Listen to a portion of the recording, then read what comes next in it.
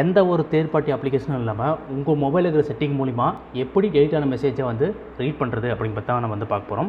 So இந்த வீடியோவை கடைசி வரைக்கும் பாருங்கள், அப்போ தான் உங்களுக்கு வந்து புரியும். ஸோ உங்களோட ஃபோன் செட்டிங்குள்ளே போய்க்கிங்க. எந்த ஒரு ஃபோன் வச்சுருந்தாலும் சரி, உங்களோட ஃபோன் செட்டிங்குள்ளே போய்ங்க. ஃபோன் செட்டிங்குள்ளே போயிட்டு இங்கே பார்த்தீங்கன்னா நோட்டிஃபிகேஷன் ஸ்டேட்டஸ் பார் அப்படின்னு சொல்லிட்டு ஒன்று இருக்கும். ஸோ அதை வந்து கிளிக் பண்ணுங்கள். கிளிக் பண்ணிட்டு உள்ளே போனீங்கன்னா கீழே பார்த்தீங்கன்னா மோர் செட்டிங்ஸ் ஒன்று அப்படின்னு சொல்லிட்டு ஒன்று இருக்கும். ஸோ அந்த மோர் செட்டிங்ஸ்குள்ளே போங்க. மோர் செட்டிங்ஸ்குள்ளே போனதுக்கப்புறம் இந்த இதில் பார்த்தீங்கன்னா நோட்டிஃபிகேஷன் ஹிஸ்ட்ரி அப்படின்னு இருக்கும். ஸோ அந்த நோட்டிஃபிகேஷன் ஹிஸ்ட்ரிக்குள்ளே போங்க. போனதுக்கப்புறம் இங்கே வந்துட்டு பார்த்தீங்கன்னா இது வந்து டிசேபிளாக இருக்கும். ஸோ இது வந்து எனேபிள் பண்ணிக்க. ஸோ இது பார்த்தீங்கன்னா தெரியும் என்னென்ன வாட்ஸ்அப்பில் மெசேஜ் வந்திருக்கு ஃபுல்லாக இங்கே வந்து தெரிஞ்சிட்ருக்கு. ஸோ இது மூலிமா வந்து நம்ம வந்து ரீட் பண்ணிக்கலாம். ஸோ இப்போ நார்மலாக வந்து ஃபோனில் பார்த்தீங்கன்னா இது வந்து டிசேபிளாக இருக்கும். ஸோ நீங்கள் வந்து இதை வந்து எனேபிள் பண்ணிட்டீங்கன்னா அவங்க டெலிட் பண்ணியிருந்தால் கூட நம்ம இதில் வந்து ரீட் பண்ணிக்கலாம். ஸோ இது வந்து எந்த ஒரு தேர்ட் பார்ட்டி அப்ளிகேஷன் நம்ம வந்து இன்ஸ்டால் பண்ணணும் அப்படிங்கிற அவசியம் இல்லை. ஸோ நாமளே வந்துட்டு நம்மளோட ஃபோன் செட்டிங் மூலிமாவே வந்து நம்ம வந்து டெலிட்டான மெசேஜை வந்து ரீட் பண்ணிக்கலாம். ஸோ இது வந்து கண்டிப்பாக உங்களுக்கு யூஸ்ஃபுல்லாக இருக்கும்னு நினைக்கிறேன். ஸோ யூஸ்ஃபுல்லாக இருந்தால் உங்கள் ஃப்ரெண்ட்ஸ்லாம் வந்து ஷேர் பண்ணுங்கள்.